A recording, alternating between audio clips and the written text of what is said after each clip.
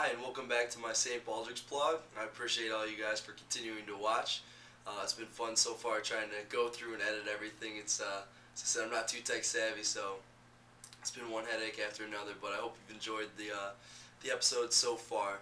And just real quick before we get into summer camp, I want to talk about a few things. One, you'll see over on the right side of my page, there's a link to. It's actually the class of 2012 is the one who's spearheading the St. Baldrick's event, and Catherine Solar, who's the president of the class of 2012 and also newly elected president of University of Notre Dame, the entire student body, congratulations to her, is the one who started it last year and is the one who is continuing again this year. So many thanks for her, for getting the football team involved and for getting myself involved as well. Also, you'll see on the right a place for donations. You'll see it just says donations under St. Baldrick's links. You can go there to donate, and if you guys could please donate through that link, that'd be very helpful because, as I said, we're trying to track how much money we've raised, and so it's really important that you guys do it through there. If you do it straight through the St. Baldrick's site, that's great because you're still donating towards the charity, but we just can't track it, and as I said, we're trying to get to that $50,000 mark, so we really appreciate if you did it through there.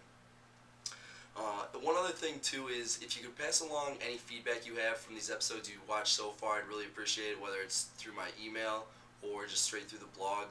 That'd be great because I'm always trying to improve this and make this the best for you guys, so I'd really appreciate any feedback you guys have.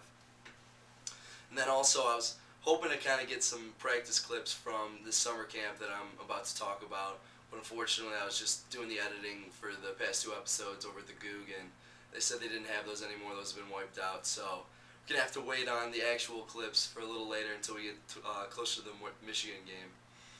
But without further ado, this is going to be my summer camp.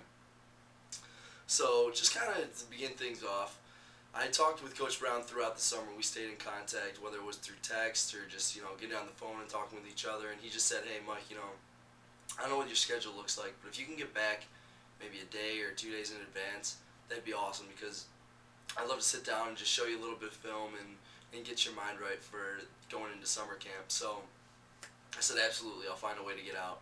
And I ended up coming out a day early, and we went up to his office, and he had stuff from the Jets as well as from Virginia when he coached special teams over there. And we sat down and we watched a bunch of clips in that, and it was just, I remember I was just dumbfounded thinking, this is the defensive coordinator, and this guy's taking time out of his day to sit down and just go over some special team stuff with a walk-on who really means nothing to the program. And a guy who I haven't seen the field and haven't come close to seeing the field, but he was willing to go out of his way, and really he was the one to pursue it more so than myself. And that meant so much to me. And to this day I still say that Coach Brown is meant to coach sports and he's meant to coach football, and whether he's doing it at the professional level or the college level, he's going to be a great coach. And really the most important thing is just change a whole bunch of lives, and I owe him so much as well. But basically, when I came back to campus, we as walk-ons who aren't here over the summer, we have to come back and then we have to go and see all the doctors to make sure that our bodies are good to go for camp, and then just fill out a bunch of paperwork. So we have to get there a little bit earlier than everyone else because everyone else did over the summer while they stayed here during summer school. And so we went through all that the first day we got there, and then we have some compliance meetings, and then we just meet with as a team, and then it's in our positions and go through the motions kind of in the first day. We get there about noon, and then we're in bed by 10 because the next morning we have to be on the line over at Loftus ready to run our 110 or 110-yard sprints, which we have to do 18 of those in certain times. Like Skill has to do it in a certain time. They have to do it in 15 seconds. Big Skill has to do it in 17. And then the linemen have to do it in 19, and then we get 30 seconds rest in between each of them. And as I said, each group has to do 18 of them. And so it was something that I trained all summer for, so I was really excited. It was great to see the guys. But that first morning, you're up at 5:15, 5:30, and you get on the line, and everyone's a little anxious because obviously we had overtrained for everything, and we're really prepared, but it's always just getting up and making sure you get through that test. And so for the first 6, I wanted to make sure that I was at the front of the pack. Not really pushing it too much because I wanted to make sure my legs were good, because it's always like I said, you have that little bit of anxiety. But so I finished the first 6, and I was at or near the front in all those, and there was one guy towards the middle of the group because we usually divide it up. Half the side is wide receivers and the other half is DBs, and Leo Farine was running like right in the middle towards like the end of the DB group, but right by the wide receiver group, and I was running at the far end. And so I saw he was leading those first 6, so I ran down by him because I wanted to make sure the coaches knew that I was in great shape and I was ready to go. So I ran down by him because he had been leading so many. And for the next 11, just made sure that I was the first person to finish by at least 2 steps, maybe even 3 steps if I could. And just that was a big thing, is I wanted the coaches as well as just the players around me to say, hey, you know what, this kid is ready to go, he's ready to rock and roll, and he wants it.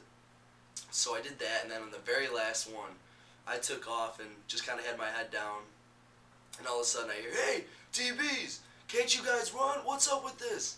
And I look over, and it's this just random freshman kid that I had never seen out there running in front of everybody, just hooting and hollering, and I'm thinking, you know, who is this kid? Like, why do we always have these freshmen coming in and just talking this big game? And so he had already been out by about 4 or 5 steps ahead of me, because when we do one-times, we do them usually about 80%, because we still had practice later that day. But so I ended up catching up with him, and him and I finished ahead by a bunch. But I remember just kind of looking over and just being like, you know, who is this kid? And I asked someone later on, and they're like, oh, it's a freshman kid. He's a new guy. His name's Golden Tate. And I remember being like, I don't know who this kid is, because I don't really follow recruiting. But I was like, whatever. It's a freshman. He doesn't know any better. It's the only one he came close to winning. Whatever.